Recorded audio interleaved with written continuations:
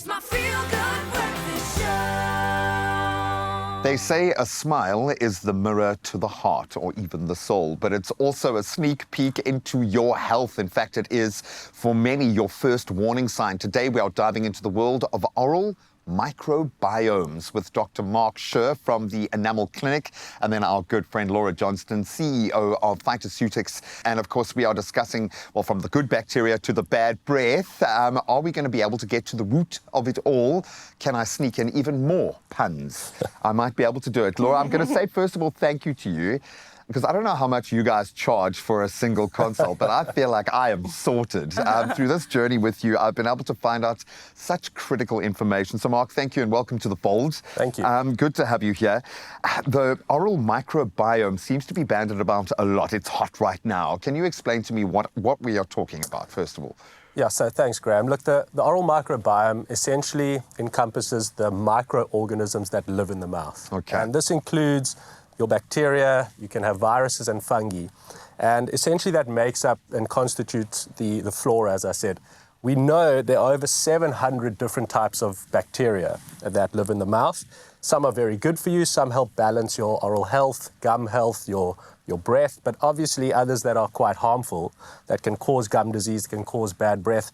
One in particular that we know we've mapped is called Streptococcus mutans. It's quite a quite a mouthful. Sounds quite nasty as well, which, as it should. But we know that bacteria is directly responsible for causing cavities. So if you have that bacteria and you eat sugars, your chance of getting cavities are greatly increased. And the fascinating thing is that if you eat sugars and don't have that bacteria, you won't get cavities. So it's not that sugar causes cavities, it's the actual bacteria that lives in your mouth. You're going to be out there firing shots, Marc, hey? I love that. So do we all need to invest in a nice, strong mouthwash? Is it as simple as that? Because you are speaking to a balance that needs to be kept. So we've got to be careful about mouthwashes. So look, standard brushing and flossing, which I advocate you do twice a day, thoroughly removing that. We call it a biofilm, which is your plaque formation mixed with your salivary enzymes, food debris. Removing that twice a day mechanically with brushing and flossing is critical. Mouthwashes, got to be careful, especially those with alcohol. We know now that mouthwash with alcohol significantly reduces the amount of nitric oxide that your body produces. Now, nitric oxide is your body's natural vasodilator. So we need to have healthy vasodilation for... Tell you all the gym boys were like, what? Huh? Sorry, for good, healthy blood flow. And with that suppression, if you use an alcohol-based mouthwash, you will reduce the production of that. Wow. So quite damaging. Plus, mouthwashes that are antibacterial obviously remove all the bacteria in your mouth, the good stuff as well. So you have to be careful, and obviously those get prescribed in certain instances to manage infection, but using them on a regular basis can be quite targeted. Yes, can be quite damaging. Okay, correct. I get that. I'm thinking, and I'm making a very simplistic leap here, but we have essential bacteria somewhere else. And so I'm guessing there must be a link. When you focus on your gut health and you start looking at the microbiome in the oral space, are we seeing a link? How does this kind of impact your world? Yeah, Graham, you've learnt a lot on this journey. You see. So you're right. If your gut microbiome, so the flora in your gut is good in general, that also means that your oral microbiome is good. So it's really important to maintain that healthy gut environment.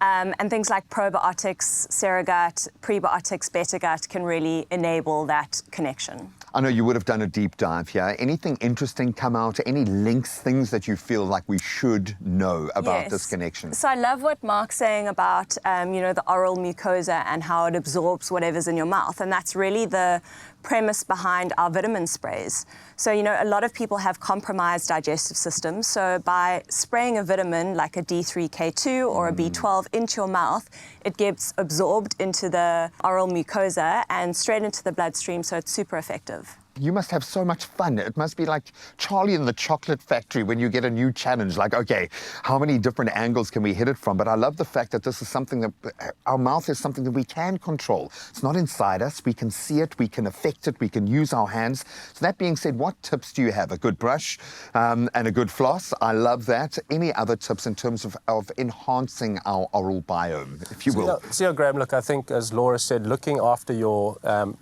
gut health, essentially that that then will promote good oral health, good oral bacteria. Visiting your dentist, honestly, having regular sessions, and it's important because out of sight is out of mind. You can't see what's going on in there. And if you have a professional who's looking at you, and that should be done at least on an annual basis, depending on your situation, but critical to have a professional overlook what's going on in your oral cavity, have your mouth clean twice a year, and then at home, do the work. You know, that's critical. If you're brushing twice a day, flossing at least once a day, you're definitely in the upper percentage of looking after your oral health. And as you said, this is the portal to the rest of the body. So if this is healthy, the rest of the body has a higher chance of staying healthy. I love that. I'll stop short of asking what your consultation fees are. I feel like I dodged a bullet there. But yes, go and see your dentist, as Marc very rightly said. Now, I've just gone through a bit of an oral journey with my own dentist, and I didn't realize how much of my personality was being inhibited by what I was going through. So there is another component to the conversation as well. So thank you for what you do. Love you, man. Checks in the mail. Okay, I don't know what these are all going to stack up to, but I kind of feel like we're looking at health from every angle that we can. And I love this because the mouth is something we can control. Your oral health is way more connected to your overall well-being than I think any of us have realized. So take care of your mouth, take care of your gut, and everything in between and around. Remembering that a happy smile is a happy life. And you can visit Phytoceutics.com for the right kind of supplements that are going to help support this journey. Optimize your gut health with Phytoceutics range of pre, pro, and postbiotics. Use code EXPRESSO for 15% off at Phytoceutics.com.